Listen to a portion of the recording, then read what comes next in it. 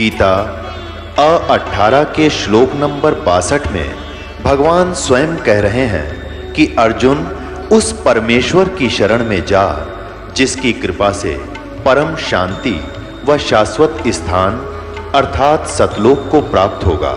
वो परमेश्वर कौन है, कहाँ है, कैसा है, जानने के लिए कृपया अवश्य सुनिए जगत गुरु तत्वदर्शी संत रामपाल जी महाराज के अमृत वचन। मुल्कदास को ये बात जची नहीं, क्योंकि हम तो उस घिसी पिटी दंत कथा पर आधारित है कि करके खाना चाहिए, करे बिना तो होए को नहीं, करके तो खाना चाहिए, पर भगवान का गुण भी गाना चाहिए। और थोड़े सेकंड में बरकत करनी दे दे भगवान फिर। लेकिन उस समय परमात्मा ने उसका वो चाबी लगानी थी, तो वो कहने लगा कि क्या तेरा भगवान मुझे खिला देगा बैठे को? परमात्मा बोले कि आप विश्वास करोगे तो अवश्य खिला देगा। तो मुल्कदास ने कहा कि आज यदि आपके भगवान ने मुझे खाना खिला दिया शाम तक, मैं खाली पेट आया हूं घर से भी, तो मैं आपका चेला बन जाऊंगा शिष्य। और यदि आपके भगवान ने आज शाम तक मुझे बगैर कुछ किए खाना नहीं खिलाया, तो तुझे मैं अपने खेतों में मजदूर बनाऊंगा। है मंजूर? कबीर साहब बोले मंजूर है मुझे। ठीक है। अब चौधरी साहब चले गए। पहले बड़े वन होते थे, जंगल होते थे, गांव के खेतों से भी थोड़ी दूरी पर जंगल होते थे, चारों तरफ वन। अपने खेतों के दूसरी साइड में चले गए जहां पर कोई देखे नहीं, और जंगल में जाकर एक वृक्ष के ऊपर चढ़ गए, ऊपर जाकर बैठ गया। अब ठीक है, दोपहर के 10-11 बजे सी वहां गडरिए आगे, ये भेड़ बकरी चराने वाले, वो कुछ गाय भी साथ में रखते हैं, गौवे भी। उनका कोई त्योहार था। उन्होंने अपने एक साथी से कहा कि आप यहाँ खीर बना लो। वहीं पर एक कुआं था छोटा सा, ये कुआं है यहाँ पर, इसमें से जल ले और यहाँ खीर बना लो इस वृक्ष के नीचे, उसी वृक्ष के नीचे जिस पे वो चौधरी साहब बैठे थे।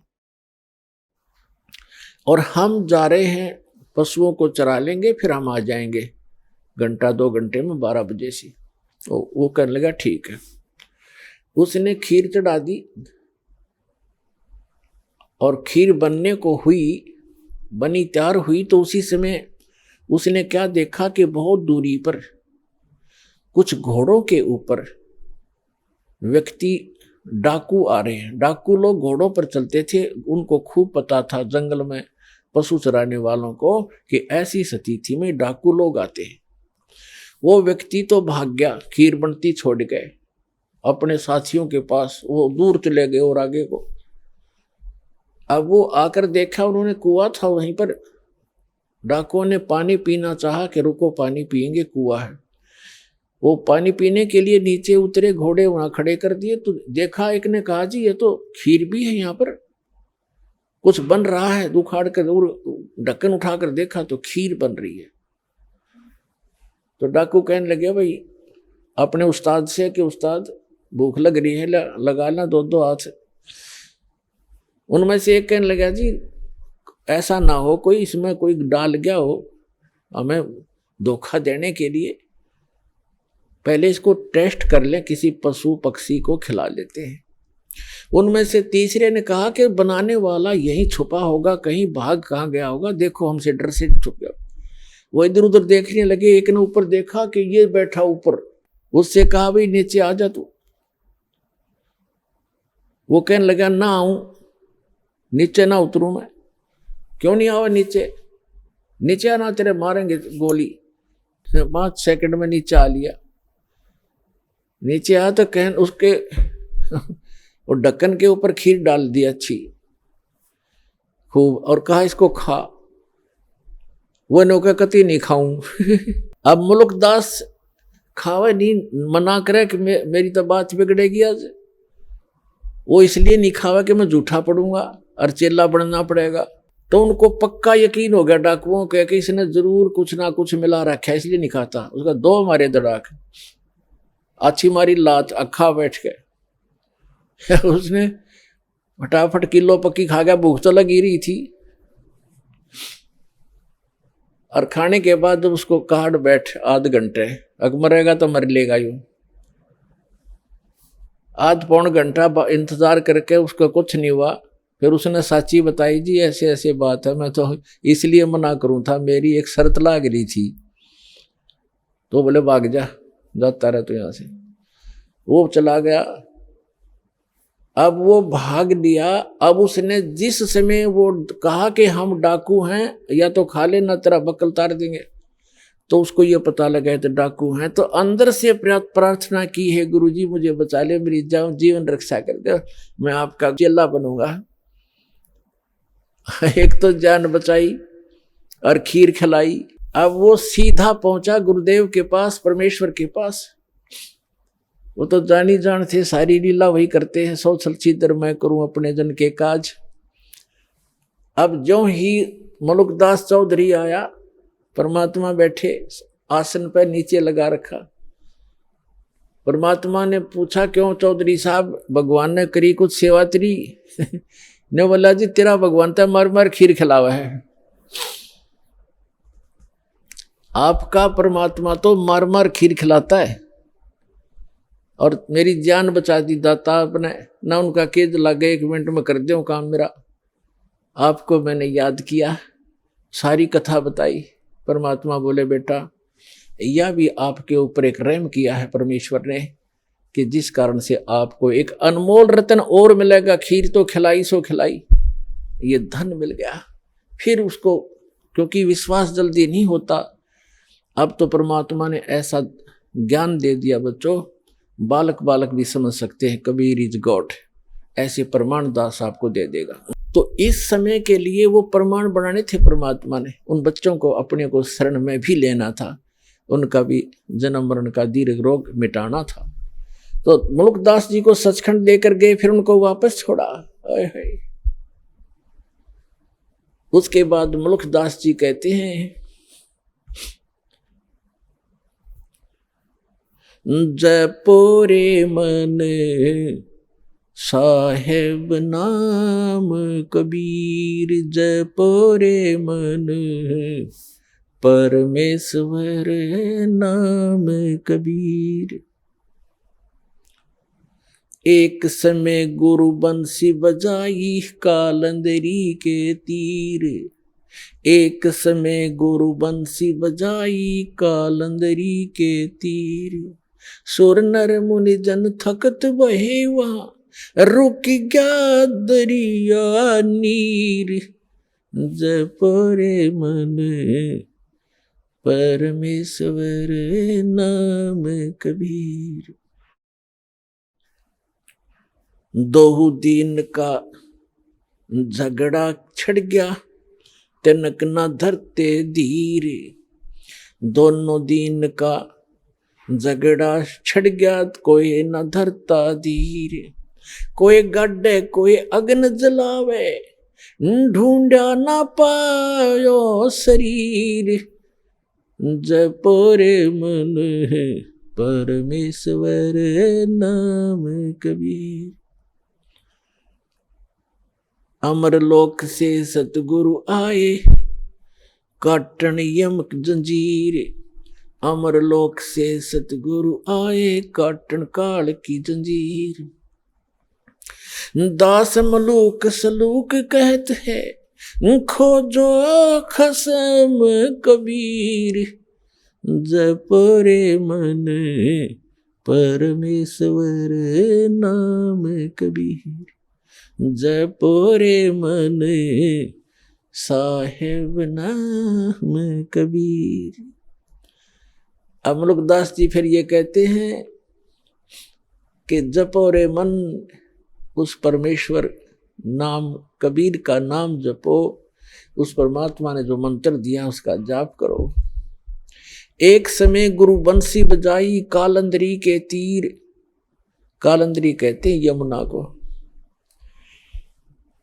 एक समय परमात्मा मथुरा में गए, धर्मदास जी ने कहा, भगवान, वो श्री कृष्ण जी के पुजारी थे। धर्मदास जी ने कहा, भगवान श्री कृष्ण भगवान थे, यहाँ गव्वें चराया करते थे और ऐसे ऐसे बहुत सी, और जमुना के अंदर नहाया करते थे। वो ऐसी बंसुरी बजाते थे, गव्वें भी खींची आ जाती थी, ग्वाल बाल भी उसको उनके मुख की तरफ देखते रह जाते थे। तो परमात्मा ने कहा ठीक है बच्चा, क्या बंसुरी बजाने से और गव्वे और ग्वाल बालों के खींचे आने से ही भगवान सिद्ध होता है? नहीं, वो तो भगवान थे, वो तो भगवान थे, लाला जी था ना। अब परमात्मा ने सोचा भी इस भोले भगत को कैसे समझाऊं, कौन से तरीके अपनाऊं, क्योंकि प्रमाण बिना जीव बहुत देर से मानता है। तो परमात्मा ने कहा भी, वो जमुना कहा कि जी इधर थोड़ी सी दूरी पर है, वहां चलते हैं। अब परमात्मा ने ऐसे हाथ किया, एक बंसुरी आ गई अपने आप, ये बंसुरी बजाते हैं, और परमात्मा ने जब सुर भरा बंसुरी का, पूरे ब्रह्मांडों में गूंज गई। ऊपर से देवता लोग आकर भी चारों तरफ आकाश में सामने सुनने के लिए अपने अपने वाहनों पर खड़े हो गए। धर्मदास जी देखने लगे कि स्वप्न है या क्या है। फिर क्या देखते हैं कि जमुना नदी का जो जल बह रहा था प्रवाह, वो भी रुक गया उस मालिक की, उस बंसुरी की धुन सुनने के लिए। धर्मदास हक्का बक्का रह गया और चरणों में गिर गया। तो पुण्यात्मा मुल्कदास जी उस चीज का वर्णन करते हैं। एक समय गुरु बंसी बजाई कालंदरी को तीरी, सुर नर मुनि जन थकत बहे वो, रुक गया दरिया नीर, जपरे मन समरथ नाम कबीर। फिर बताते हैं कि दोनों दिन का झगड़ा छिड़ गया और तनिक न धरते धीर, कोई गाड्डे कोई अगन जलावे, और ढूंढा ना पाया शरीर।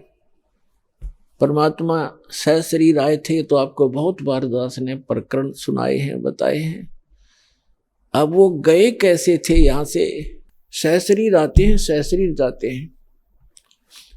जब परमात्मा बनारस में आए हुए थे, अपनी दूसरे प्रकार की लीला करने के लिए एक बालक रूप में प्रकट हुए थे। नीरू नीमा नाम के निसंतान दंपत्ति उनको उठा ले गए थे। जुलाहा थे, वो मुसलमान जुलाहा थे। वो पहले उसी जन्म के अंदर ब्राह्मण थे, लेकिन मुसलमानों ने उनको मुसलमान बना दिया था, नाम भी चेंज कर दिया था। और कोई साधन ना होने से वो जुल्हा का कार्य करने लगे, जिस कारण से 20-30 वर्ष करते रहे। जुल्हा नाम पक गया, तो धीरे धीरे बड़े हुए थे। तो वहां काशी के अंदर गढ़ था हिंदू धर्म के धर्म प्रचारकों का, और वहीं से सब शिक्षा दूसरे पूरे देश में जाती थी। तो परमात्मा ने उस गढ़ को ही तोड़ना चाहा था, किसी प्रकार इनकी अकल ठिकाने ला दूं, इन ब्राह्मण गुरु मंडलेश्वराचार्य और शंकराचार्यों की, फिर मेरे बच्चे आपस समझ जाएंगे। ये भी तो मेरे ही बच्चे हैं, परमात्मा कहते थे, कबीर जी कहते थे। ये कालवश भ्रमित हैं, मायावश इनकी आंखें बंद हो गई हैं। लेकिन वो तो नहीं माने, फिर भी उनकी जो दंत कथाएं थी उनको परमात्मा ने खंडित किया। क्या बताते थे? जैसे हिंदू धर्म के धर्म गुरु ये कहा करते थे कि जो बनारस में मरता है, जिसकी मृत्यु काशी में होती है, वो सीधा स्वर्ग जाता है। और जो मगहर के अंदर मरता है, मगहर के अंदर मुसलमान एक नवाब था, बिजली खान पठान। बिजली खां पठान एक नवाब था, उसका राज्य था। तो वहाँ जो मगहर स्थान था, उसके बारे में उन्होंने ये बता रखा था ब्राह्मणों ने, हिंदू धर्म के धर्म गुरुओं ने, कि वो पृथ्वी वहाँ का जो अक्षेत्र है, भगवान शिव ने श्राप दे रखा है, वहाँ जो मरेगा वो नरक जाएगा। और एक वहाँ नदी बहती थी, आमी नाम है उस नदी का, वो दरिया बहती थी, उसको भी भगवान शिव ने शापित कर दिया था, वह सूख गई थी। इसलिए ब्राह्मण लोग कहा करते थे मगर में कोई ना मरना, वो पृथ्वी सूची नहीं है, शुद्ध नहीं है। तो जिस कारण से हिंदू धर्म के जो रिच लोग थे, धनी व्यक्ति थे, उनने अपने माता पिताओं को वृद्ध अवस्था जब उनकी हो जाती थी तो बनारस में रखना शुरू कर दिया, किराए पर कोई कमरे धर्मशाला लेकर के। इस कारण से कि हमारे माता पिता की मृत्यु यदि बनारस में हो जाएगी, काशी में हो जाएगी, तो स्वर्ग चले जाएंगे। परमात्मा कबीर जी कहा करते थे भाई भूमि भरोसे डूब हैं, कल्पत हैं 2 दिन, और पूर्ण ब्रह्म सबके गुरु कबीर भगवान मगर भये लौलीन। और फिर बताते हैं कबीर साहब कहा करते थे कि मुक्ति खेत मथुरापुरी, वहाँ कीन्या कृष्ण के लोल, कंस के सी चाणूर से वहाँ फिरते डाम डोले। अपने आत्मा परमात्मा कहा करते कि आप जी मथुरा को भी एक मुक्त अक्षेत्र मानते हो कि वहाँ श्री कृष्ण जी ने बाल्यावस्था में बहुत से लीलाएं की थी, वहाँ उनके चरण टिके थे। और आप ये भी कहते हो कि मथुरा में जाने से कल्याण हो जाता है। उसी मथुरा के अंदर कंस और केसी राक्षस जो घोड़ा बनकर आता, और चाणोर जैसे भी वहीं रहा करते थे मथुरा में, और उनकी कैसी मृत्यु हुई। अगर मथुरा में रहने मात्र से मोक्ष संभव है तो कंस केसी चाणोर से वहां फिरते डामाडोल, वो वहां कुबद कमाया करते थे, उनका बक्कल उतरा, उनकी कैसी दुर्गति से मृत्यु हुई। तो परमात्मा कहा करते थे कि भक्ति करनी चाहिए भाई, भक्ति के बल से, शुभ कर्मों के करने से आप कहीं भी मृत्यु को प्राप्त हो जाओ। जब आपका संस्कार आता है, आप सीधे अपने उस स्थान पर, उस कर्म आधार से ही आप अपने स्वर्ग या जैसे भी आपका स्थान है वहां जाओगे। केवल पृथ्वी के ऊपर कहीं भी मरो, बुरा व्यक्ति तो नरक जाएगा, और शुभ कर्मी प्राणी चाहे मगर मरो और चाहे मरो बनारस या मथुरा में, अच्छे कर्म करने वाला स्वर्ग और बुरे कर्म करने वाला तो भाई नरक में ही जाएगा। लेकिन ब्राह्मण लोग नहीं मानते थे, तो धर्म गुरुओं ने इतनी अफवाह फैला दी, ऐसी महिमा दंत कथा फैला दी कि जो काशी में मरेगा वो मोक्ष हो जाता है। इसलिए जो बनिए लोग थे, बनिए पैसे वाले, उन्होंने अपने माता पिता को अंत समय में 2 वर्ष 4 वर्ष चाहे 10 वर्ष रहो, कोई वहाँ नौकर छोड़ देते थे उनके लिए कि हमारे पिता ने हमारे लिए बहुत कुछ किया है, पैसा हमारे पास है, आराम से वहाँ रह लेंगे और इनकी मृत्यु होगी तो स्वर्ग चले जाएंगे।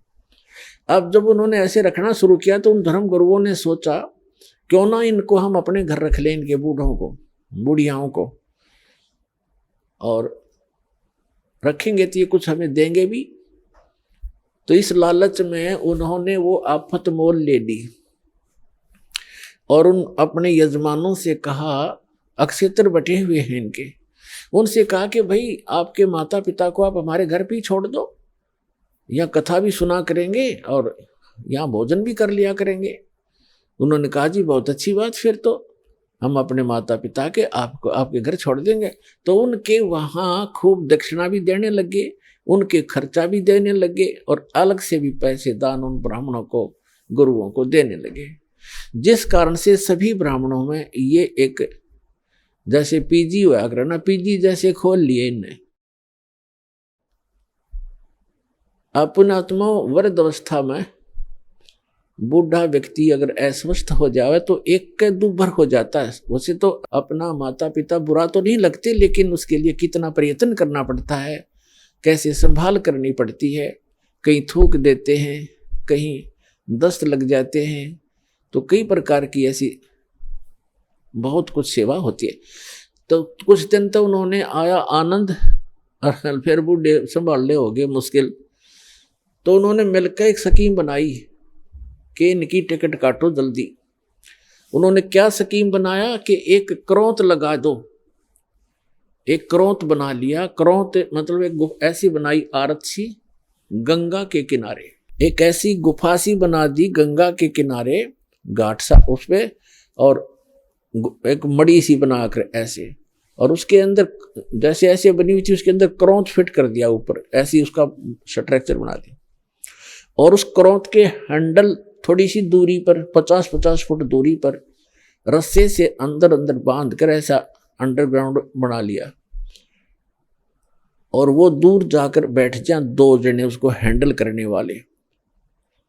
ऐसे जंगल सा बहुत बड़े से उसमें झाड़ से थे वहां पर। तो वो क्या कहते हैं कि जो उन्होंने एक अफवाह फैला दी कि जो गंगा के किनारे अपनी करौंत से गर्दन कटवाएगा वो सीधा स्वर्ग, शीघ्र स्वर्ग जाएगा। जो शीघ्र जाना चाहता है स्वर्ग, उसके लिए परमात्मा ने एक करौंत भेजना शुरू कर दिया। करौंत माने लकड़ी काटने का आरा, वो इतने लंबे लंबे दांतों वाला, ऐसे दोनों हाथों से दूर दूर से पकड़ कर चलाते हैं, ऐसा करौंत बोलते हैं उसको। तो भी बुढ़ापे में आप भी दुखी हो लेते हैं। उन्होंने अपने बच्चों से कहा, बेटा हमारा तो समय आ चुका है, हम भी दुखी हैं शरीर में, कभी आंखें दर्द कर रही हैं, कभी भड़क हो जाती है, और कभी कोई ना कोई समस्या शरीर में बनी ही रहती है। और ऐसे गुरुजी बता रहे हैं कि भगवान की तरफ से करौंत आता है, और उससे जो गर्दन कट जाए, उससे गर्दन काटेंगे और सीधा स्वर्ग चले जाएंगे। और उन्होंने बताया कि पीड़ा नहीं होती, बहुत शीघ्रता से काम बन जाता है, झटके की तरह। तो सब ने धीरे धीरे उन्होंने अब अपने बुजुर्गों ने अपने बच्चों से प्रार्थना की, बेटा हम तो मृत्यु के निकट हैं और हमें जाने दो। तो बच्चे फिर मना कैसे करें, जो भगवान की तरफ से ऐसा कोई व्यवस्था होगी है तो अच्छी बात है। पिताजी भी चाह रहे हैं, तो उन्होंने कर दिया वो शुरू अथा कसाई वाला। अब वो लागे गर्दन कटवाने वहां पर। अब वो आवाज लगा देते थे, हे परमात्मा करौंत भेजियो, उसकी लिटा के नो नीचे को मुंह करके, हे परमात्मा करौंत भेजियो, और उसके पीछे थे ऐसे स्थान पर सेट करते थे, सीधा उससे निकल कर आता वो, और नीचे उस रस्से होते थे उनको 2 बार ऐसे कर देते, कच्च दही कर देता, और फिर उसको घुमा देते, वो ऊपर फिट हो जाता, दिखता भी नहीं उनको तो। और कौन देखे था अंदर जाकर के, तो वो निकाल ले गए, वो फिर उठाकर वहीं सभा कर दें। फिर उनकी मृत्यु के उपरांत वो गुरुजी फिर ये करो वो करो, फंड करो, वो न्यारी दक्षिणा, और उसकी विशेष टिकट लगा दी उन्होंने कि 100 रुपये लगते हैं। जब करौंत आता है, हमने पूजा करनी पड़ती है, तब करौंत आता है ऊपर से। अब उस समय के 100 रुपये आज के 10 लाख के बराबर है। तो वो भी स्वीकार किया। परमात्मा कहा करते, भाई काशी करवत लेत हैं, आन कटावें शीस, और बन बन भटका खात हो, यूं मिले नहीं जगदीश। परमात्मा के मिलने की जो तरीका है, साधना, वो हमारे पास है, उस विधि को अपनाओ, आपका कल्याण हो जाएगा। इस भ्रम का निवारण करने के लिए परमेश्वर कबीर जी ने बहुत सी कथाएं सुनाई, बहुत से प्रवचन किए, वाणी सुनाई, पर नहीं, हमारे गले उतरी नहीं। एक मगध राज्य का एक बिजली खान नाम का पठान था, वहां का नवाब था वो। एक समय क्या हुआ कि मगध क्षेत्र में सूखा गिर गया, अकाल गिर गया। उन्होंने, क्योंकि वहां मगध नगर है एक छोटा सा, पहले बस्ती जिला था उत्तर प्रदेश में, गोरखपुर से 25 किलोमीटर उरली साइड में बस्ती की तरफ आती है। अब उसके नाम ही संत कबीर नगर जिला रख दिया गया है। एक छोटा सा नगर है, मगहर नगर है छोटा सा, जैसे बरवाले से भी छोटा। तो वहां सूखा गिर गया, उसमें हिंदू भी इतने ही हैं, मुसलमान भी बराबर के, दोनों आधी आधी आबादी है उनकी संख्या। तो सभी हिंदुओं ने अपने गुरुओं, ब्राह्मणों और सभी संतों और ये पत्रा वत्रा देखने वाले, इन सब से, भविष्य वक्ताओं से भी पूछ लिया। सभी ने बताया कि 2 वर्ष तक इस क्षेत्र में वर्षा का कोई संयोग नहीं है, क्योंकि आपके पुण्य नहीं है। तो सभी जंतर मंत्र करके सब थक गए, हाहाकार मच गई। तो किसी व्यक्ति ने बता दिया कि काशी के अंदर एक कबीर नाम के महापुरुष रहते हैं, वो चाहे तो आपका संकट निवारण कर सकते हैं। अब बिजली खां पठान ने 2 दूत भेजे, अपने सैनिक भेजे, कहा काशी के अंदर। और वीरदेव सिंह बघेल नाम का एक हिंदू राजा था, नरेश, वो काशी का राजा था, नरेश था। और सिकंदर लोधी दिल्ली का बादशाह था। उस दिल्ली के बादशाह के अंतर्गत ये छोटे छोटे राजा और ये सभी नवाब उसी के अंतर्गत आते थे। तो नरेश जो था वो उस काशी का जो राजा था, काशी अक्षेत्र का, तो वो भी परमेश्वर कबीर जी की शरण में आ चुका था। जब वो दोनों सैनिक संदेशवाहक बिजली खां पठान का एक पत्र लेकर के वीर देव सिंह बघेल के पास गए, उसमें लिखा था कि हमारे यहाँ बहुत बुरा अकाल गिर गया है, त्राही त्राही मच गई है, और मैंने सुना है कोई कबीर नाम के कोई संत हैं, कृपा उनको हमारे यहाँ भेजें, और हमारे यहाँ वर्षा नहीं हो रही। वीर देव सिंह बघेल ने पत्र लिखा और उसमें कहा कि बिजली खां, इतने बड़े संकट से जूझ रहे हो और संत को बाई ऑर्डर बुला रहे हो, अगर वो आ भी जाएंगे तो कोई लाभ नहीं होगा, आप आओ। अगर वो रजा नहीं बख्शेंगे बाई ऑर्डर बुलाए हुए, आप स्वयं आओ। राजा प्रजा का पिता होता है, उसके दुख से खुद भी दुखी होना चाहिए। आप आइए और स्वयं प्रार्थना कीजिए, अगर वो खुश होकर जाएंगे तो तुम्हारा काम बनेगा। बाकी संत परम है, ये भगवान आए हैं, ये अल्लाह उतरे हैं। और उनको मौखिक भी समझा दिया दोनों सैनिकों को कि जाके आपके राजा को ऐसे, नवाब को ऐसे बोल दो। उन्होंने आकर के बताया जी ऐसे ऐसे बात है। बिजली खां पठान सैकड़ों की संख्या में अंगरक्षक वो साथ लेकर के चला और वहां पहुंचा कबीर परमेश्वर की कुटिया के पास। दोनों, वो नवाब भी और नरेश भी, और नरेश वीर सिंह बघेल तो उनका शिष्य था, दंडवत प्रणाम किया। अब बिजली खान पठान था, इनका एक विधान है कि हम शीश नहीं झुकाया करते अल्लाह के सिवा। वो खड़ा रहा, फिर भी मालिक तो अपने बच्चों को शरण में लेने के लिए सोशल छिद्र करते हैं। अब क्या हुआ, फिर उन्हें बताया भी कैसे आना हुआ। परमात्मा ने पूछा कि ये कैसे आई दो नवाब, दो राजा गरीब की झोंपड़ी पर। तो वीर सिंह ने कहा बिजली खां सुना दे अपनी दास्तां। तो बिजली खां पठान ने कहा भगवान बहुत त्राही त्राही हो रही है महाराज, सूखा पड़ गया है, आप रजा बख्शो।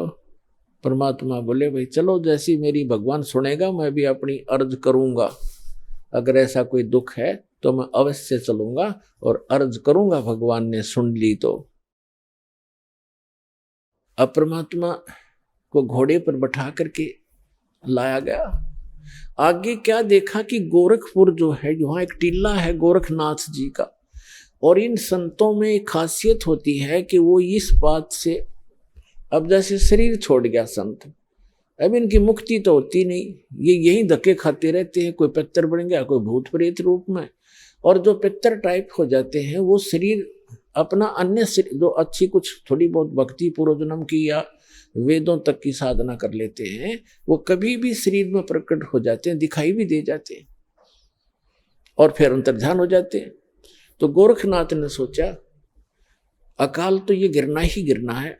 यदि कोई संत आया और यहाँ आकर के उसने कोई जंतर मंत्र करके कोई थोड़ा बहुत छिड़का छड़का करवा दिया तो तेरी महिमा कम हो जाएगी।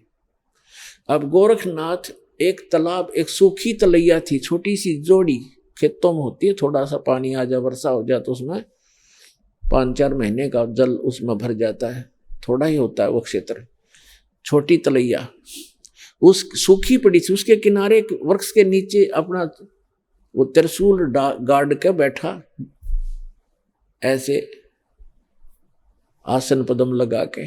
परमात्मा ने गोरखनाथ को देखा, अरे साधु महात्मा आए हैं, बिजली खां रोको, घोड़े को रोको। रोका, कबीर साहब नीचे उतरे, प्रणाम किया, प्रणाम नाथ जी। नाथ जी बोले प्रणाम। तो कबीर परमात्मा ने कहा कि बिजली खां, अरे आपके नगर में देखो कितने महापुरुष बैठे हैं, ये जो चाहे सो कर सकते हैं, अर्ज करो इनसे। बिजली खां पठान ने कहा, महाराज जी ऐसे ऐसे बहुत बुरा हाल हो गया, त्राही त्राही मच गई है, और कुछ दया करो, जल की व्यवस्था करो, वर्षा करवाओ। गोरखनाथ जी उठे, त्रिशूल उठाया, उस जोड़ी सूखी तालाब के बीच में जाकर त्रिशूल मारकर ऐसे निकाल दिया। उसमें से एक फुहारा निकला पानी का, और देखते ही देखते वह तलैया पानी की भर गई, वह जोड़ी। और परमात्मा कबीर साहब ने कहा, देखो भाई देखो, कमाल हो गया, अरे देखो ये तो खुद भगवान उतरे हैं, और आपका देखो कैसे इन्होंने पानी पानी कर दिया, वो बन गया काम आपका, देखो।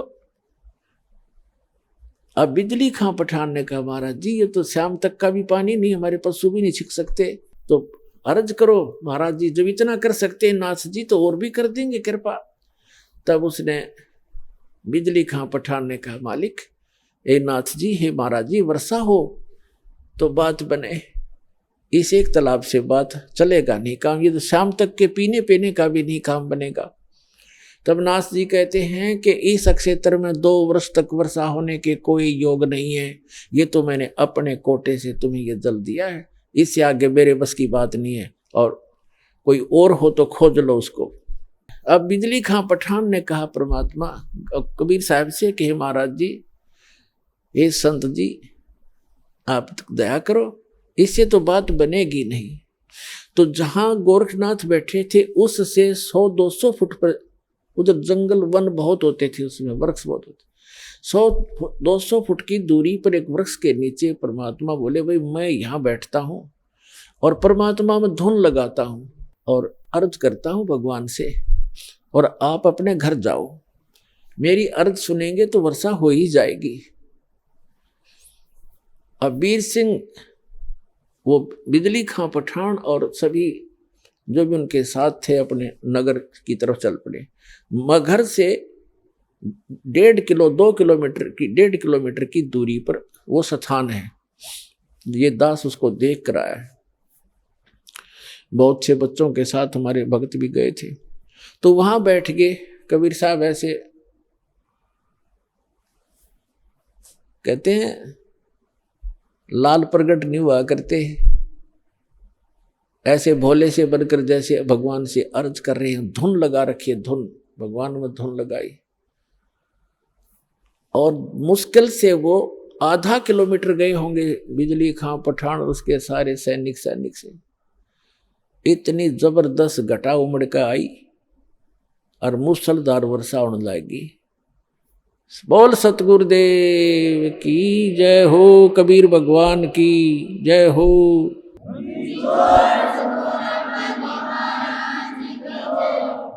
कर दिया सब एक कम एक, सारे तालाब भर दिए, ठाठम ठाठ कर दिए। अब बिजली खां पठान सारा नगर उठ के आ गया। अरे गोरखनाथ तब आ गया जब कि यो तो तेरी बेइज्जती और करड़ी होगी, कहीं नो ना पता लग जा मैं गोरखनाथ हूं। अब वापस आगे सारे उमड़ के, आध घंटा वर्षा हुई नो, जबरदस्त एक कम एक कर दिया, भर दिए सब तालाब तलैया, बड़े बड़े तालाब भी भर दिए। तब सभी आगे कि महाराज ने ऐसे महापुरुष आए हैं, चरणों में पड़ गए और कहा भगवान घर चलो, हमारे घर चलो, वहां नगर में चलो। परमात्मा बोले भाई नगर में ऐसे नहीं जाया करता मैं, पहले मेरे शिष्य बनो, हिंदू और मुसलमान दोनों दीक्षा लो, जैसे मैं साधना बताऊं ऐसे साधना करो तो मैं चालू। अब जीवन दान मिला सैकड़ों व्यक्तियों को। छोटे नगर होया, गांव होया करते थे पहले। सब वो कहने लगे जी जो आप कहोगे हम वही करेंगे। तो परमात्मा ने कहा भाई ये मांस मिट्टी खाना अच्छी बात नहीं है, और मांस नहीं खाना ठीक है, भक्ति करो, परमात्मा का नाम लो, अच्छे काम करो, मांस खाना छोड़ दो मुसलमानों। तो उन्होंने कहा जी जैसे आप कहोगे ऐसे कर लेंगे। तो उन्होंने ईद बकरीद मनाना कतई बंद कर दिया, मांस नहीं खाया। बाकी ईद बकरीद वाले दिन खीर ख्यार बना के खान लग गए अपने।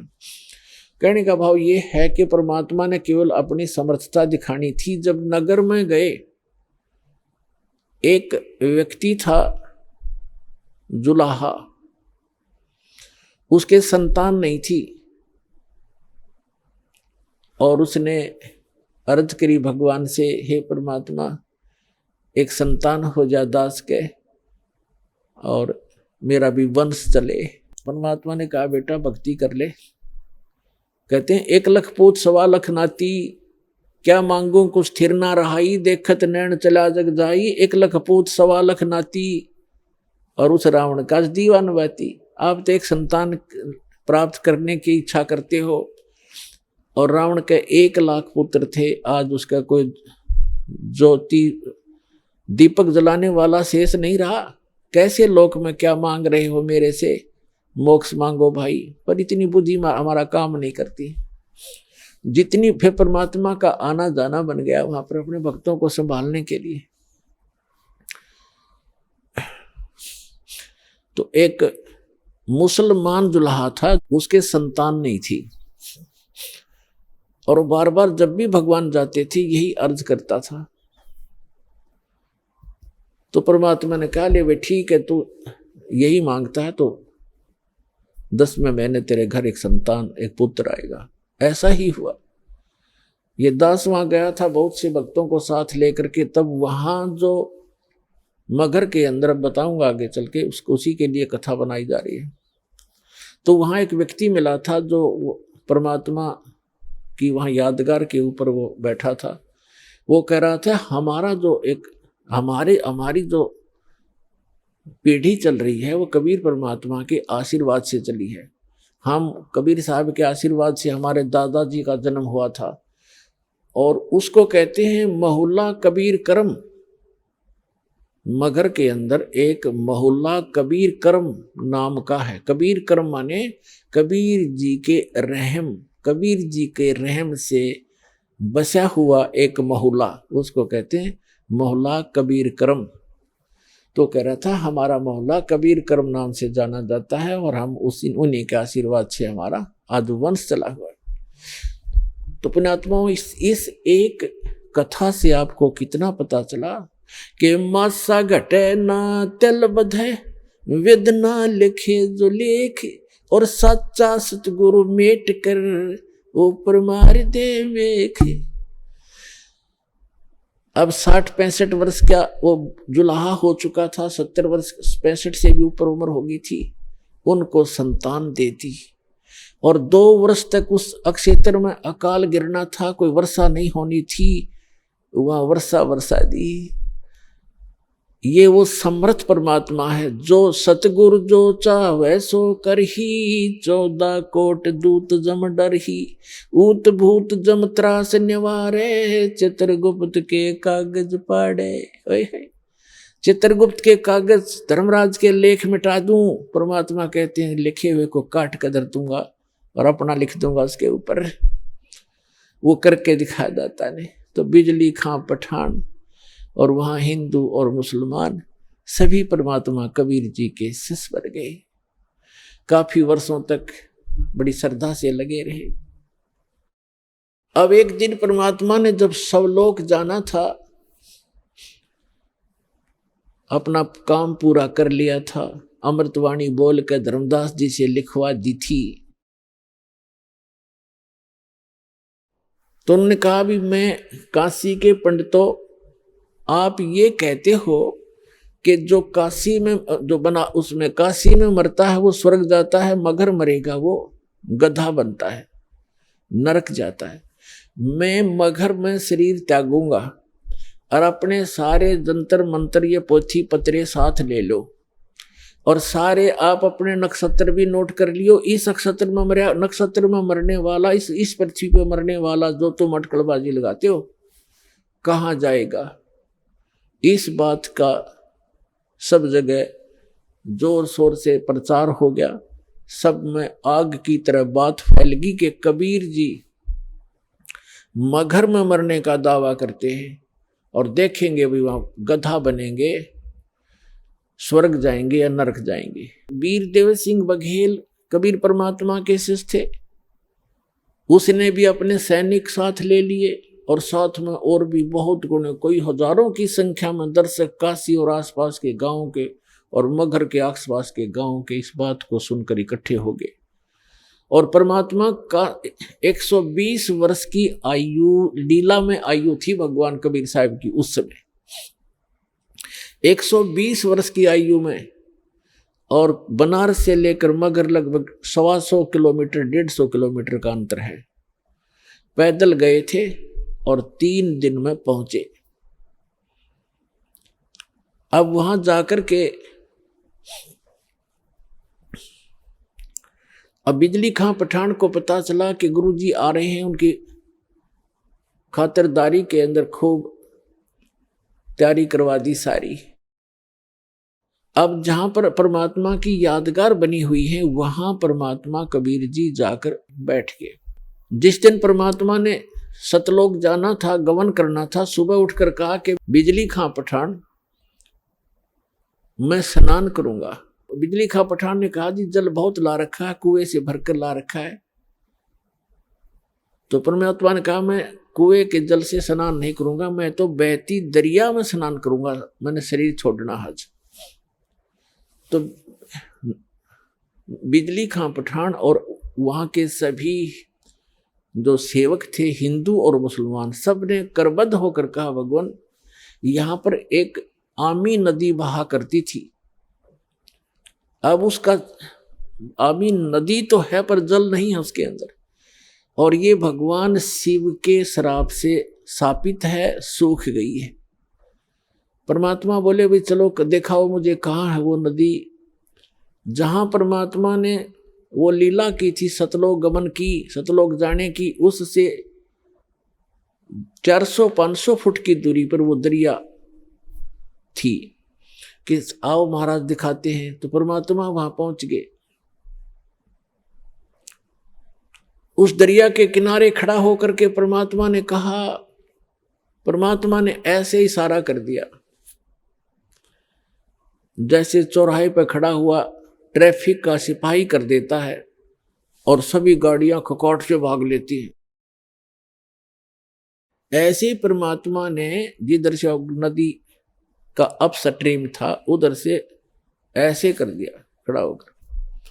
क्या देखा कि बहुत सी दूरी पर ऐसी आवाज आई जैसे बम फटता है, और कम से कम 4-5 किलोमीटर की दूरी पर उस दरिया के अंदर से ऐसा फुहारा उठा और वो दरिया भरकर चल पड़ी, फुल किनारे पर तबर गई। बोलो सतगुरुदेव की जय हो।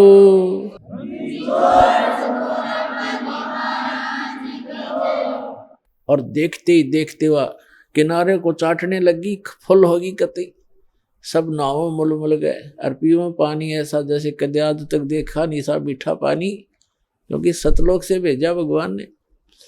गंगा के पानी को भी माफ कर दे, ऐसा जल उस समय बहने लगा।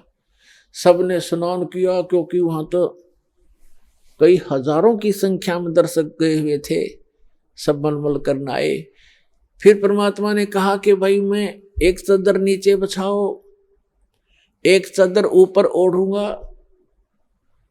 आइए अब हम उन श्रद्धालुओं के अनुभव जानते हैं जो जगत गुरु तत्वदर्शी संत रामपाल जी महाराज जी से दीक्षा प्राप्त कर चुके हैं तथा उनके द्वारा बताए गए भक्ति मार्ग पर चल रहे हैं। नमस्कार सर। नमस्कार सर।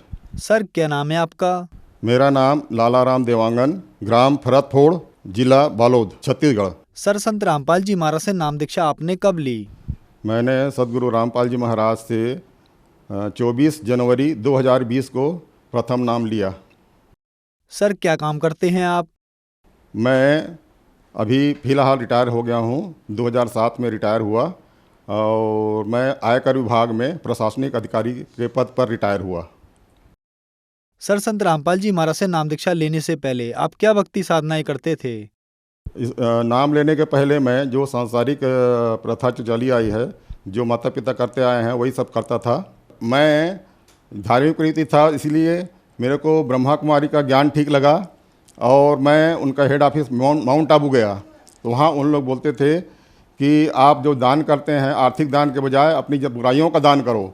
तो मैं पहले नॉन वेज, ड्रिंक और स्मोकिंग सभी करता था। सांसारिक बुराइयाँ मेरे में बहुत ज़्यादा थी।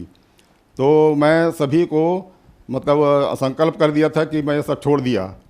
पर 1983 में गया था मैं, उसी समय से मेरा नॉन वेज छूटा। उसके बाद फिर मैं स्मोकिंग शुरू कर दिया, फिर ड्रिंक भी शुरू कर दिया।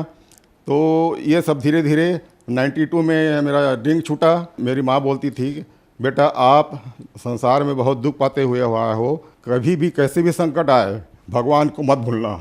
ये मेरे माँ के वचन थे। तो फिर संत रामपाल जी महाराज की शरण में आपका आना कैसे हुआ? कैसे आए आप संत रामपाल जी महाराज की शरण में? माँ के इन्हीं शब्दों के कारण मैं शुरू से ही धार्मिक प्रवृत्ति का हूँ और मैं रिटायर होने के बाद भी मेरा ये था नित्य क्रिया, मतलब कि मैं न्यूज़ सुनता था और धार्मिक चैनल देखता था। तो वहीं देखते देखते देखते देखते एक रोज़ मेरे को साधना टीवी चैनल लग गया।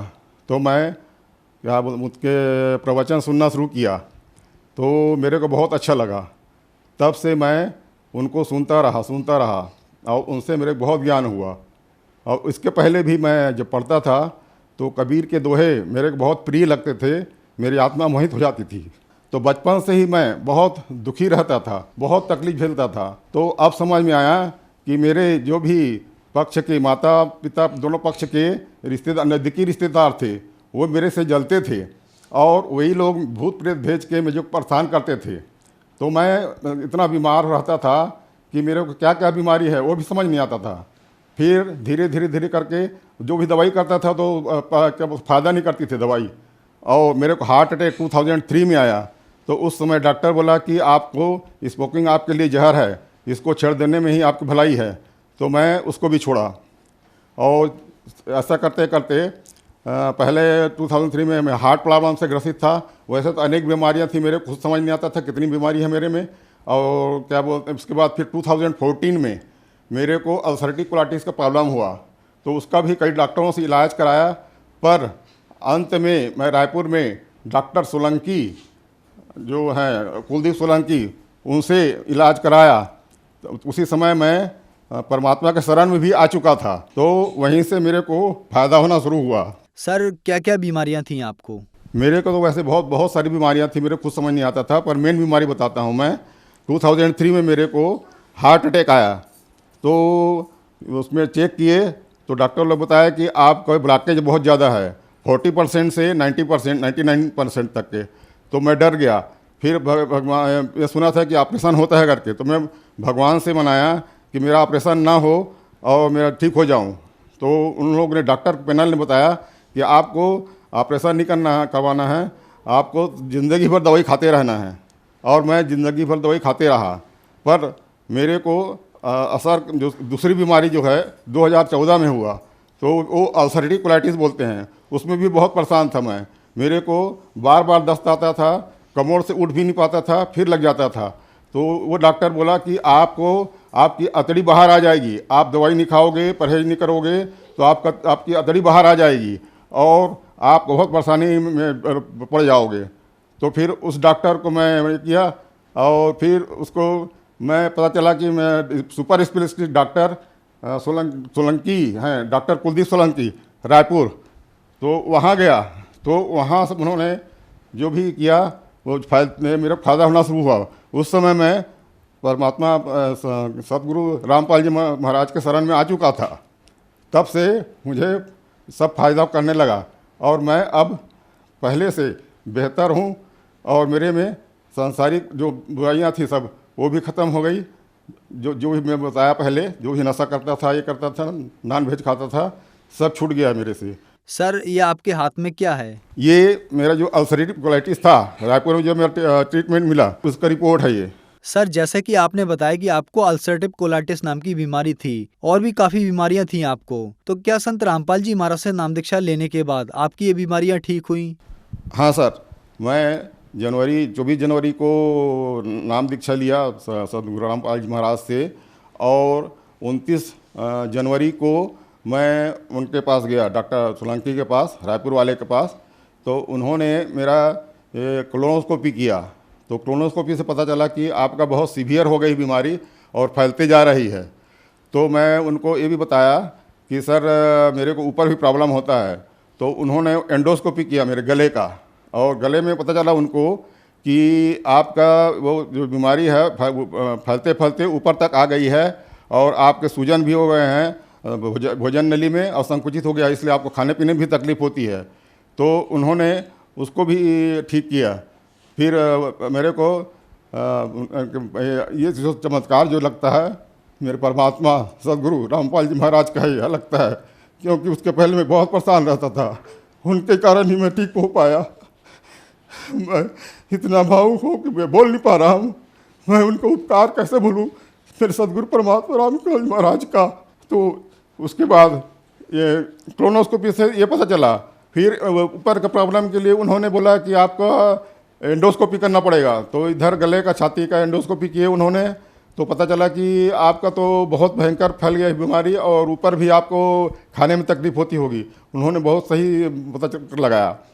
तब ये सब चमत्कार मेरे को परमात्मा का ही लगता है, सदगुरु रामपाल जी का मर लगता है। मैं बीमारियों से इतना परेशान था, हार्ट की बीमारी इतनी सारी खाता था और अल्सरेटिव कोलाइटिस का भी खाता था, तो भी मेरे को फायदा नहीं होता था। फिर मैं परमात्मा से अरदास लगाया, हे परमात्मा आप सब कुछ ठीक करते हो, मेरी भी बीमारी सब दूर कर दो। तब से मेरे को दवाई में भी फायदा लगा और मेरे को बहुत राहत मिली। संत रामपाल जी की दया से मैं स्वस्थ हूँ। पहले बोल भी नहीं पाता था, अब तो बोल भी पाता हूँ। रायपुर गया तो डॉक्टर कोलोनोस्कोपी गया और वो ये देख के डर गए कि इतना भयंकर मैं लाइफ में अल्सरेटिव कोलाइटिस नहीं देखा हूँ, आपका बहुत सीवियर है। तो वो मेरे को तो ओरली बताया और मेरे डॉक्टर के पास मेरे साथ मेरा लड़का दिनेश गया था, उसको दिखाया तो वो भी देख के डर गया।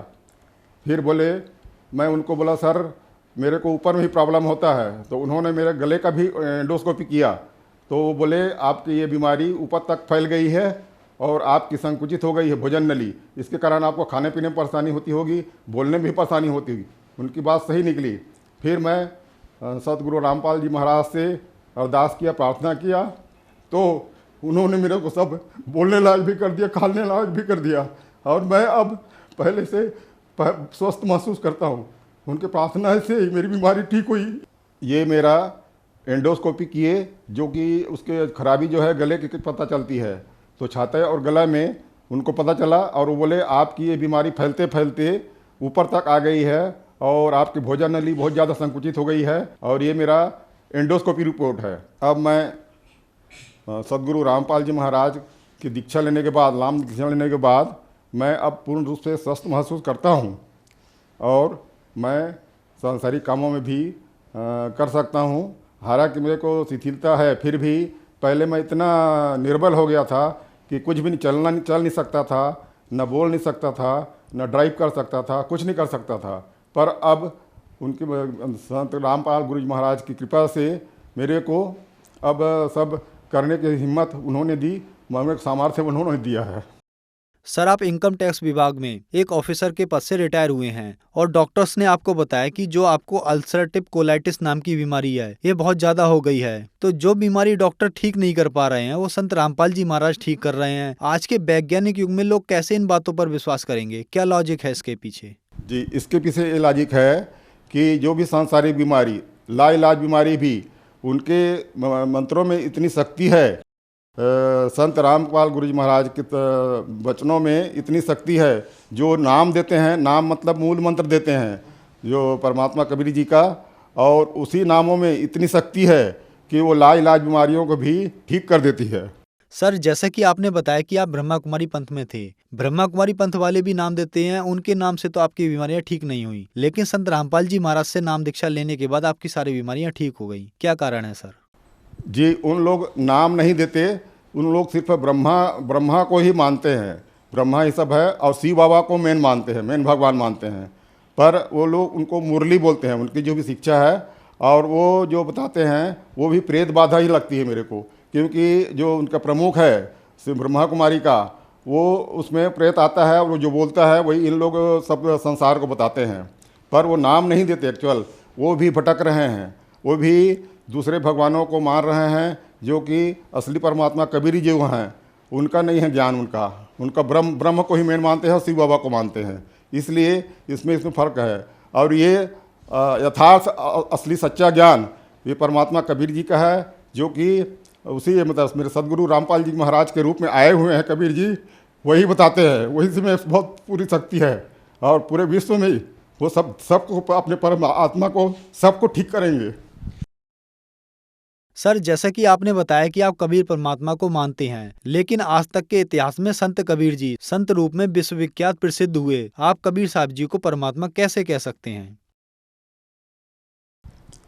मैं भी संत रामपाल जी महाराज का सत्संग सुन के ही, क्योंकि वो वेदों से, गीता से, जितने भी सदग्रंथों से है वो खोल कर बताते हैं कि ये देखिए यहाँ प्रमाण। और 600 पहले कबीर परमात्मा खुद आए थे और उनकी बातों में भी विश्वास नहीं करते थे, क्योंकि आजकल के पंडित लोग जो नकली गुरु हैं वो सब काल के भेजे हुए हैं और उनका ज्ञान अधूरा ज्ञान है, भ्रमित ज्ञान है, उससे कोई कल्याण नहीं होने वाला है। कल्याण होगा तो सिर्फ संत रामपाल जी महाराज गुरु जी के वचनों से होगा, उनके शरण में जाने से, उनके नाम लेने से ही होगा, उसका और कोई इलाज नहीं है।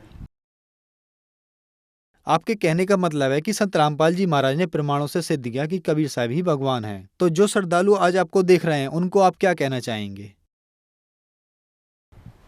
तो मैं इसी आधार पे मैं परमात्मा का संदेश तो क्या देता हूँ, मैं अपने सदगुरु जी की तरफ से उनका जो संदेश ये बोलते हैं जो कृपा बरस रही है, वो साक्षात कबीर जी मेरे संत रामपाल जी महाराज के रूप में आए हुए हैं, और जिनको ये भोली आत्मा विश्वास नहीं करती और उसके शरण में जाने के लिए हिचकती है, जब ये उनको यही समझ के आएंगे तभी सब आत्माओं का कल्याण होगा।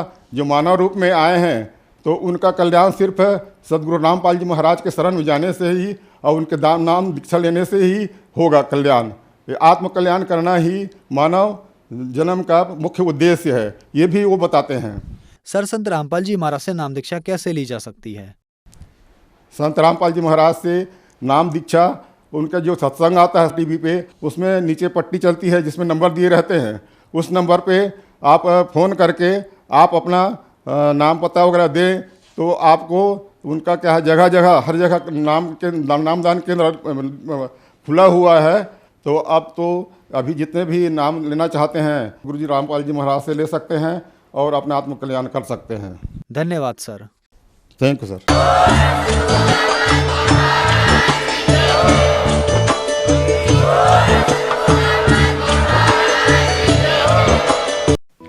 आप सुन रहे थे जगत गुरु तत्वदर्शी संत रामपाल जी महाराज के मंगल प्रवचन।